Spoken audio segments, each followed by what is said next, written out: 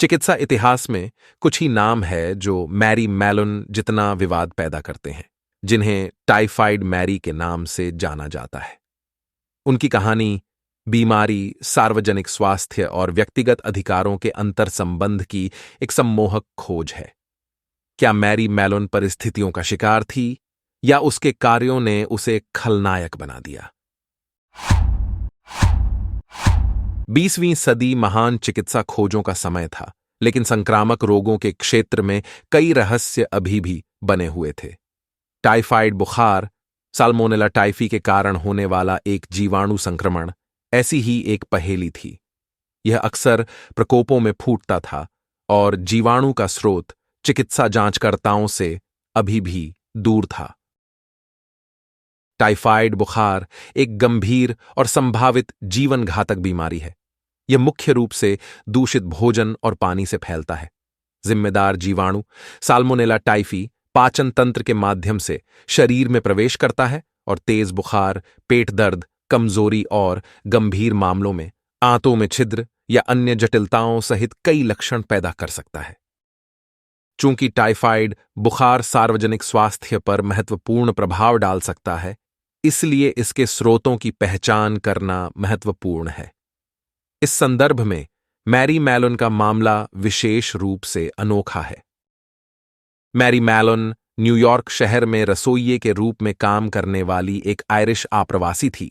Mary अनजाने में उन लोगों में टाइफाइड बुखार फैला रही थी जिनके लिए वह खाना बनाती थी।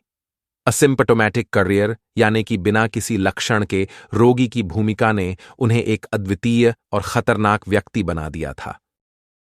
असिम्पटोमैटिक रोगी ऐसे व्यक्ति होते हैं जो रोग पैदा करने वाले रोगजनकों को ले जाते हैं, लेकिन स्वयं बीमारी के कोई लक्षण प्रदर्शित नहीं करते हैं।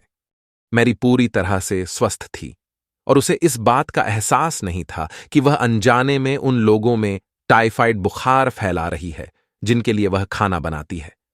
रोग वाहक के रूप में उनकी भूमिका का प्रभाव इतिहास के सबसे विवादास्पद सार्वजनिक स्वास्थ्य मामलों में से एक का केंद्र बिंदु बन जाएगा। अपनी दोस्त एनी के साथ एक बातचीत में मैरी ने अपनी हैरानी व्यक्त की। एनी, मुझे समझ में नहीं आ रहा। मैं बिल्कुल ठीक महसूस कर रही हूँ, लेकिन मेरे आसपास के लोग बीमार पड़ रहे हैं। यह एक रहस्य है और डॉक्टर इसे समझा नहीं सकते। एनी ने अपने दोस्त के लिए चिंतित होकर उसे चिकित्सा सहायता लेने की सलाह दी। मैरी, तुम्हें डॉक्टर को दिखाना चाहिए। इसकी तह तक जाना जरूरी है। आप इस भयानक बीमारी को फैलने से रोकने में मदद करने में सक्षम हो सकते हैं। मैरी मैलोन की दुनिया तब उथल पुथल हो गई जब उसका सामना एक सैनिटरी इंजीनियर और टाइफाइड जांचकर्ता जॉर्ज सोपर से हुआ। सोपर ने उन घरों में टाइफाइड बुखार के कई प्रकोपों का पता लगाया था जहां मैरी ने रसोइया के रूप में काम किया था। उन्हें विश्वास था कि मैरी ही इन प्रकोपों के रहस्य को उजागर करने की कुंजी थी। सोपर के साथ तनावपूर्ण बैठक में मैरी ने अपना बचाव किया। मैंने कुछ भी गलत नहीं किया है मिस्टर सोपर। मैं स्वस्थ हूं। सोपर ने भी उतना ही दृढ़ होकर उत्तर दिया। मैरी, मेरा मानना है कि आप टाइफाइड बुखार की वाहक हैं, भले ही आप में लक्षण न दिखें। हमें इसकी पुष्टि के लिए परीक्षण करने की आवश्यकता है। सार्वजनिक स्वास्थ्य अधिकारियों द्वारा किए गए परीक्षणों ने सोपर के संदेह की पुष्टि की। मैरी मैलोन वास्तव में टाइफाइड बुखार की वाहक थी। परिणाम स्वरूप मैरी को अलग कर दिया गया, एक ऐसा कदम जिससे वह बहुत नाराज थी। वह खुद को परिस्थितियों का शिकार मानती थी। आइसोलेशन वार्ड में मैरी ने अन्य मरीजों से बातचीत की।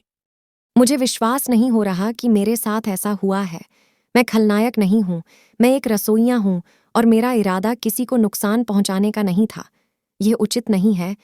उसके साथी मरीज, जिनमें से कुछ टाइफाइड बुखार से भी पीड़ित थे, उसकी दुर्दशा से सहानुभूति रखते थे। वे भी एक ऐसी बीमारी से पीड़ित होने की हताशा को समझते थे जिसे वे नियंत्रित नहीं कर सकते थे। मैरी मैलोन के मामले ने जटिल कानूनी और नैतिक प्रश्न उठाए।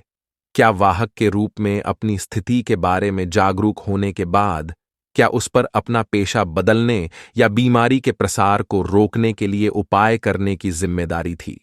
क्या उसका अलगाव उचित था या इससे उसके नागरिक अधिकारों का उल्लंघन हुआ? टाइफाइड मैरी के मामले को लेकर कानूनी लड़ाई वर्षों तक जारी रहेगी। उसने अपने वकील से अपने विचार व्यक्त किए। मैं खलनायक नहीं हूं और मैं किसी को ठेस नहीं पहुंचाना चाहती। मैं बस अपना जीवन शांति से जीना चाहती हूं।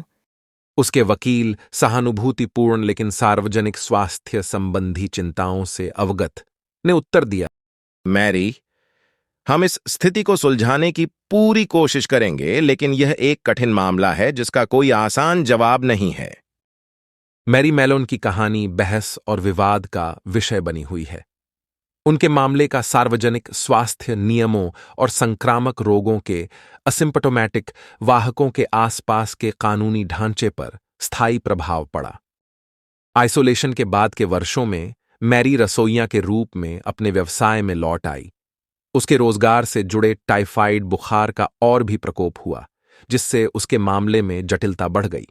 वह जानबूझकर बीमारी नहीं फैला रही थी, लेकिन टाइफाइड जीवाणु के एक स्पर्शोन्मुख वाहक के रूप में उसकी स्थिति ने उसे संक्रमण का एक अनजाने स्रोत बना दिया। 1938 में उनका निधन हो गया, लेकिन टाइफाइड मैरी के रूप में उनकी विरासत कायम है।